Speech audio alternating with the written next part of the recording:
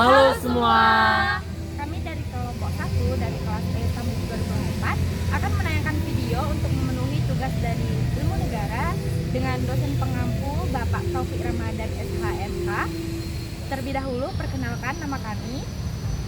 Perkenalkan nama saya Jafir Ramadhani. Perkenalkan nama saya Agni Solidius Topul. Perkenalkan nama saya Christine Manado. Perkenalkan nama saya Dwi Agnelia Sonatepu. Perkenalkan nama saya Gloria Tampu Bulon. Dan perkenalkan nama saya Indra Lamkandus Nabuta. Perkenalkan nama saya Fitri Lorenzo Purba. Sekian perkenalan dari kelompok kami. Selamat menyaksikan video kami. Dadah. Tersangka IR warga Kota Medan telah resmi berstatus sebagai tersangka setelah ditangkap di rumahnya. Tersangka merupakan satu dari 7 pelaku penyebar berita bohong yang diburu tim Cyber Mabes Polri. Melalui media sosial miliknya, Bencana gempa yang terjadi di Lebak ternyata dimanfaatkan sebagian orang untuk menyebarkan berita bohong hoax atau terkait dengan informasi COVID-19. Kita akan ke kasus pertama pemirsa. Kominfo ini mengangkat pemberitaan yang beredar di media sosial YouTube. Berita hoaks tentunya dapat merugikan dan menggemparkan masyarakat. Berita hoaks seperti televisi dan radio masih menjadi pilihan masyarakat untuk mengonfirmasi berita-berita. Teknologi adalah proses penerapan ilmu pengetahuan yang digunakan oleh manusia dengan tujuan untuk mempermudah kehidupannya. Secara sederhana, teknologi mencakup alat, metode, dan juga sistem ataupun proses yang digunakan manusia untuk menyelesaikan masalah, mempermudah pekerjaannya, dan juga untuk meningkatkan kualitas hidupnya. Adapun jenis-jenis teknologi, yang pertama adalah teknologi informasi dan komunikasi ataupun TIK. Teknologi ini berkaitan dengan proses penyimpanan, pengolahan, maupun penyebaran informasi. Teknologi ini memiliki contoh, yang pertama adalah smartphone, yang kedua adalah komputer, yang ketiga aplikasi chatting, yang keempat adalah media sosial, dan lain-lain. Yang kedua adalah teknologi transportasi, berkaitan dengan proses pemindahan manusia ataupun barang. Proses ini memiliki contoh, yaitu medianya adalah kapal, mobil, pesawat, drone, helikopter, dan lain-lain. Yang ketiga adalah teknologi perawatan ataupun medis. Teknologi ini berkaitan dengan diagnosis penyakit, merawat pasien, dan juga mencegah penyakit. Yang berkaitan dengan teknologi ini adalah CT scan, alat pacu jantung, dan lain-lain. Yang keempat adalah teknologi pendidikan. Teknologi pendidikan adalah teknologi yang digunakan untuk mempermudah dalam proses belajar mengajar. Contohnya seperti e-learning, modul online, buku digital, aplikasi belajar online, dan lain-lain. Yang selanjutnya adalah yang kelima, teknologi infrastruktur dan manufaktur. Teknologi ini berkaitan dengan teknologi industri ataupun berkaitan dengan proses produksi industri maupun itu di pabrik. Teknologi ini antara lain adalah robotik, 3D printing, dan lain-lain. Yang selanjutnya adalah teknologi energi. Teknologi energi berkaitan dengan proses penyimpanan dan pengelolaan energi seperti turbin angin, pembangkit listrik tenaga air, dan lain-lain. Selanjutnya adalah agropertanian ataupun teknologi pertanian, yaitu teknologi yang berkaitan ataupun digunakan untuk meningkatkan hasil pertanian dan meningkatkan hasil efisiensi pertanian. Contohnya seperti traktor, irigasi tetes, dan lain-lain. Penipuan adalah tindakan seseorang yang dengan sengaja membohongi ataupun menipu orang lain yang bertujuan untuk mendapatkan keuntungan pribadi yang biasanya berupa uang ataupun barang. Penipuan sering kita temui di berbagai macam platform media sosial, seperti grup-grup yang ada di WhatsApp, Instagram, Facebook, X, dan beberapa media sosial lainnya.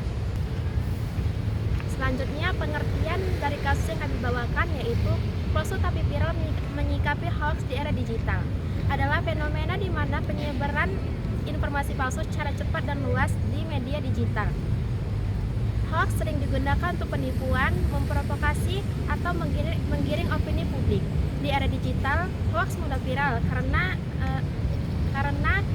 sifat media sosial yang cepat dan masif. Oleh karena itu, penting bagi masyarakat sebelum membagikan informasi, alangkah baiknya diteliti terlebih dahulu. Penipuan biasanya disebabkan oleh beberapa faktor. Salah satu faktornya adalah hoax. Hoax adalah penyebaran informasi palsu ataupun berita bohong yang bertujuan untuk menipu, menyesatkan, dan mempengaruhi orang lain. Ciri-ciri hoaks ada 5. Yang pertama, judul provokatif atau sensasional. Menggunakan kata-kata bombastis agar orang tergoda untuk membacanya dan menyebarkannya. Yang kedua, tidak ada sumber yang jelas. Informasinya tidak mencantumkan sumber resmi atau kredibel. Yang ketiga, fakta yang dipelintir. Ada unsur fakta, tapi disampaikan secara tidak utuh atau diputar balikkan. Yang keempat, mendorong emosi pembaca. Tujuannya agar pembaca marah, takut, atau tersentuh, sehingga mereka langsung menyebarkannya tanpa berpikir panjang. Yang kelima, sulit dikonfirmasi kebenarannya. Ketika dicek di media resmi, biasanya informasi tersebut tidak ditemukan. Jenis-jenis hoax, yaitu hoax politik. Tujuannya untuk menjelek-jelekan nama calon pemimpin. Contoh hoaxnya itu seperti adanya individu yang tidak bertanggung jawab menjelek-jelekan calon pemimpin yang ingin mencalonkan dirinya dengan cara mengatakan bahwa bahasanya calon pemimpin itu korup. Yang kedua, jenis hoax yang kedua yaitu hoax kesehatan. Tujuannya untuk menginformasikan atau menyesatkan masyarakat akan hal-hal yang mengenai kesehatan yang tidak betul atau tidak resmi. Contohnya seperti jika Anda divaksin, Anda akan memiliki penyakit rabies.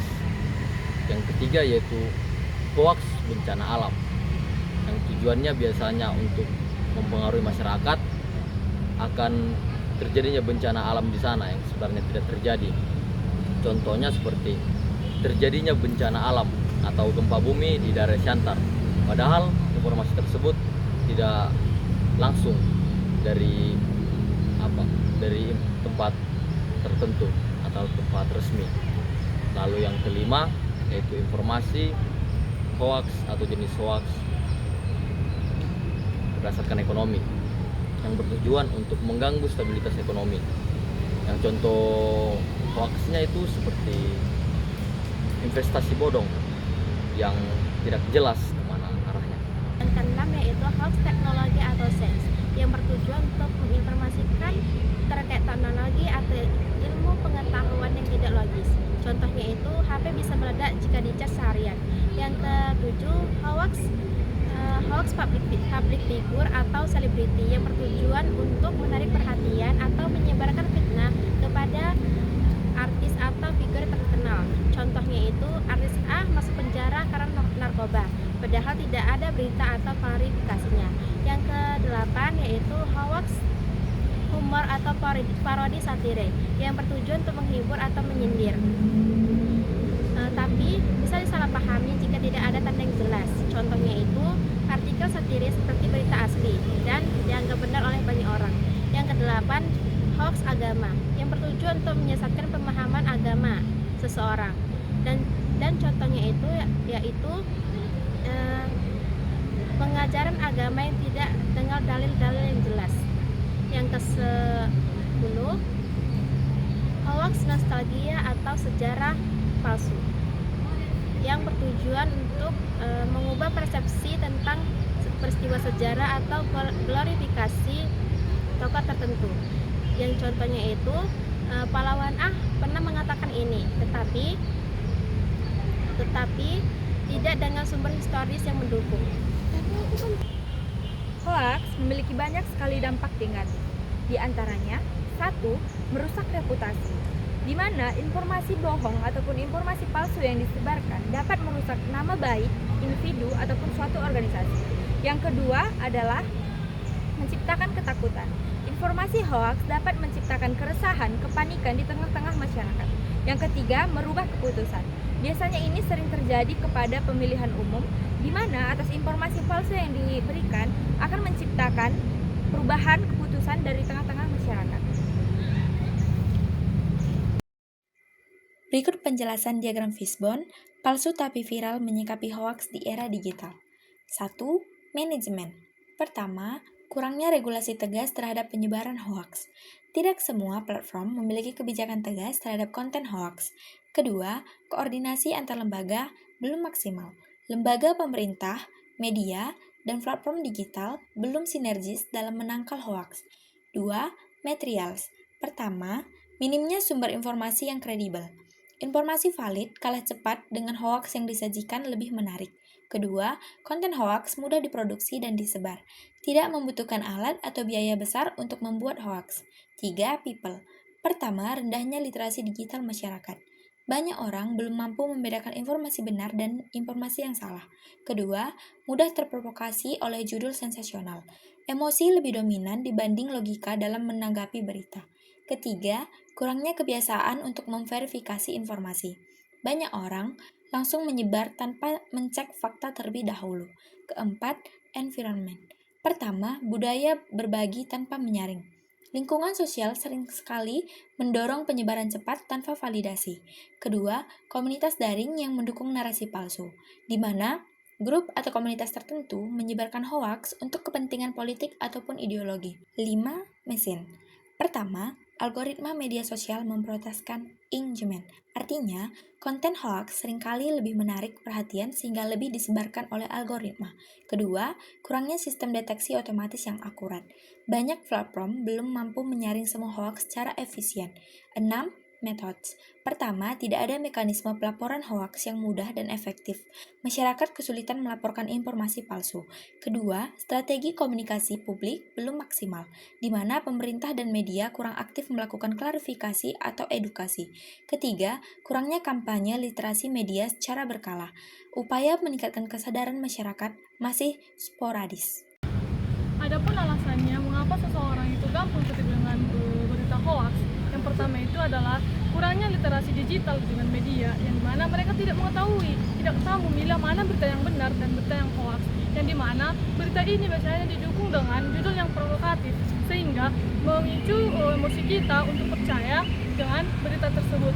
Yang kedua itu adalah apa saja dampak yang bersesuaian dengan berita hoaks atau dampak yang mendukung dalam berita hoaks. Yang pertama itu adalah kurangnya data yang didapatkan untuk mendukung berita tersebut. Biasanya data ini menggunakan manipulasi seperti gambar, foto, atau video, yang dimana mereka untuk meyakinkan para pembaca bahwa berita tersebut benar. Yang kedua yang sangat berdampak itu adalah menggunakan atau tokoh-tokoh besar untuk meyakinkan kita bahwa berita tersebut benar, sehingga kita yakin bahwa berita tersebut memang terjadi karena menggunakan nama-nama tokoh yang terkenal. Undang-undang yang mengatur yaitu Undang-Undang Nomor 11 tahun 2006, yaitu tentang informasi teknologi dan transaksi elektronik, yang diubah menjadi Undang-Undang Nomor 19 tahun 2016, Pasal 28 ayat 1. Dalam Pasal 28 ayat 1, setiap orang yang dengan sengaja menyebarkan informasi menyesatkan ataupun hoaks yang mengakibatkan kerugian konsumen dan transaksi elektronik. Pasal 28 ayat 2, setiap orang yang dengan sengaja menimbulkan ujaran kebencian terhadap individu, kelompok maupun masyarakat tertentu dengan tujuan untuk menyebabkan permusuhan berdasarkan suku, agama, ras, dan antar golongan.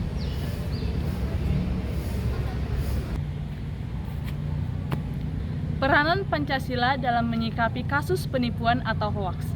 Sila pertama, ketuhanan yang Maha Esa, mendorong setiap individu untuk bersikap jujur dan bertanggung jawab karena merasa diawasi oleh Tuhan. Sila kedua, kemanusiaan yang adil dan beradab. Penipuan hoaks melanggar prinsip kemanusiaan karena merugikan, menipu, dan merendahkan martabat orang lain. Sila ketiga, persatuan Indonesia. Hoaks yang menyangkut isu sara, politik, atau provokasi bisa mencegah belah bangsa. Sila keempat, kerakyatan yang dipimpin oleh hikmat kebijaksanaan dalam permusyawaratan perwakilan. Dalam kehidupan demokrasi, hoaks bisa mengganggu proses pengambilan keputusan dan mencederai kebijaksanaan bersama. Sila kelima, keadilan sosial bagi seluruh rakyat Indonesia. Penipuan hoaks menciptakan ketimpangan, merugikan masyarakat, dan menyebarkan ketidakadilan, apalagi bila menyasar kelompok rentan. Peranan Pancasila terhadap ilmu pengetahuan dan teknologi. Sila pertama, ketuhanan yang Maha Esa, menekankan bahwa pengembangan iptek harus berlandaskan etika, moral, dan nilai-nilai keagamaan. Sila kedua, kemanusiaan yang adil dan beradab.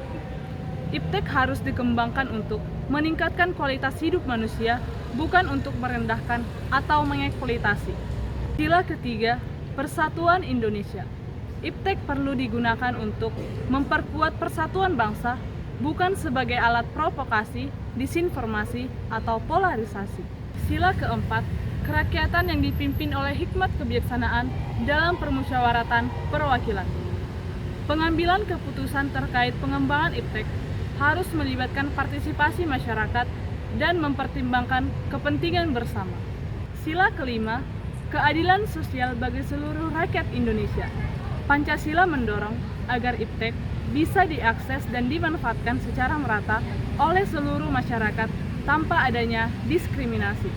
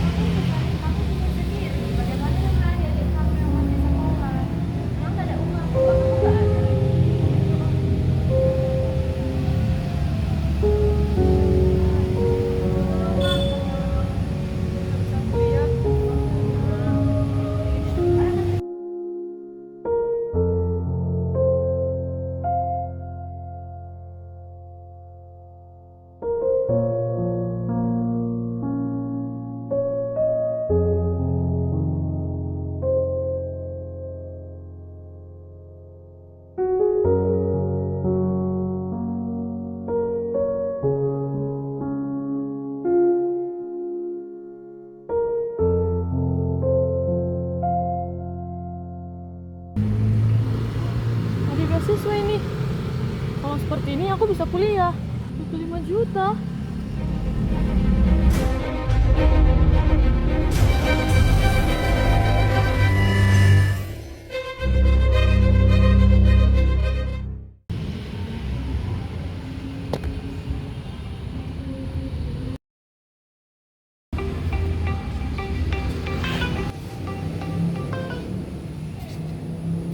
Halo, gimana deh? Tertarik? Kau cukup tap sekarang aja 1 juta. Jangan lupa ajak kawan-kawanmu nanti. Ini kalau misalnya kau tap langsung, malam ini bisa abang menangkan. Jangan lupa kau ajak kawan-kawanmu juga. Ini abang mau bantu kau juga, oke? Oke, bagus.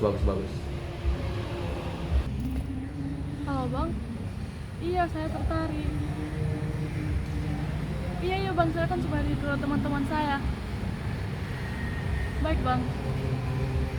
Tanpa berpikir panjang, ia pun langsung menyebarkan berita tersebut kepada teman-temannya.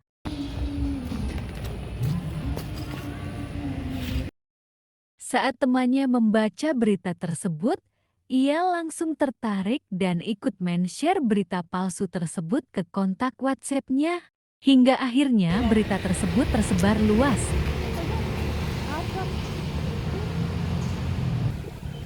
Apa nih? Apa itu? Beasiswa kejar mimpi. Ini beneran nggak? Bener mungkin. Ada pinnya tuh. Untuk pendaftaran. Daftar yuk. Yuk. Ma, aku dapat beasiswa dengan ada 1 juta. Ini dapat 25 juta beasiswa. Aku yakin ini betul, Ma. Ini pasti penipuan. Enggak, Ma, ini betul. Udah banyak yang terdaftar. Banyak yang lolos beasiswa ini, Ma. Ini dari instansi resmi. Iya, Ma, ini instansi resmi. Di Tapi sini ini tertera dari langsung. Bisa lah, Ma. Ini sebelum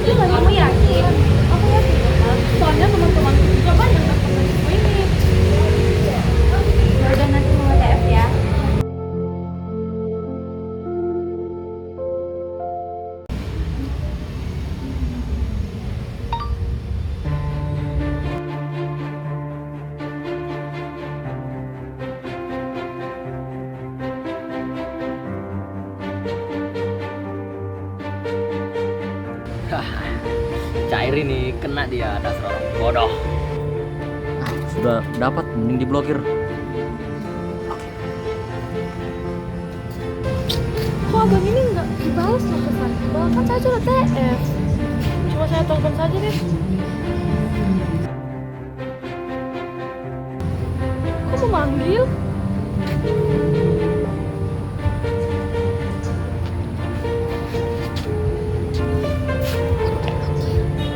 Apa aku diblokir ya?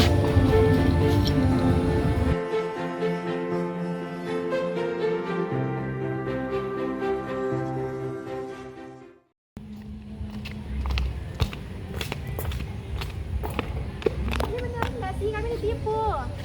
Kok dari tadi telepon gak dijawab? Saya juga ditipu. Dari tadi saya telepon abang itu terjawab. Lalu udah TF.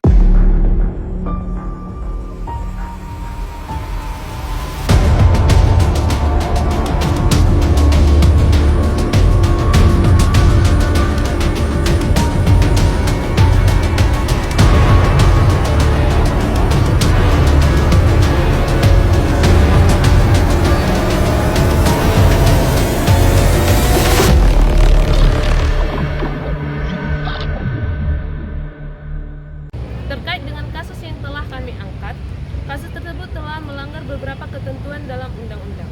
Undang-undang yang telah dilanggar antara lain yang pertama adalah Undang-Undang ITE, yaitu Undang-Undang Informasi dan Transaksi Elektronik, yang tertuang dalam pasal 28 ayat 1, menyebarkan berita hoax dan juga menyesatkan yang dapat menimbulkan kerugian bagi konsumen dapat dikenai sanksi pidana penjara paling lama 6 tahun dan atau biaya denda sebesar 1 miliar yang tercantum dalam pasal 45A ayat 1 dan juga KUHP atau Kitab Undang-Undang Hukum Pidana yang tertuang dalam pasal 378 penipuan dengan menyebarkan berita hoax untuk menipu ataupun mendapatkan keuntungan bagi dirinya sendiri dapat dikenai sanksi pidana penjara paling lama 4 tahun dan juga pasal 311 yaitu penipuan dengan pencemaran nama baik yang dapat menyerang kehormatan ataupun nama baik seseorang dapat dikenai sanksi pidana penjara paling lama 4 tahun.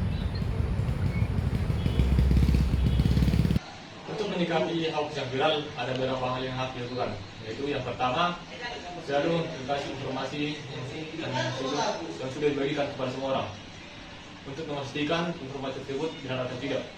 Kemudian yang kedua, jangan mudah terpengaruh oleh informasi dari siapapun. Yang ketiga, pastikan informasi tersebut dapat dipercaya untuk memastikan reputasi yang baik. Pastikan informasi yang Anda dapatkan terpercaya dan memiliki reputasi yang baik. Jika Anda menemukan hoax, jangan langsung dibagikan kepada semua orang. Laporkan dulu kepada pihak yang berwenang agar pihak berwenang dapat mengatasi informasi yang palsu dapat dikurangi. Penipuan dapat terjadi dimanapun dan kapanpun. Tetap fokus dan jangan mudah percaya terhadap orang asing. Waspada penipuan online.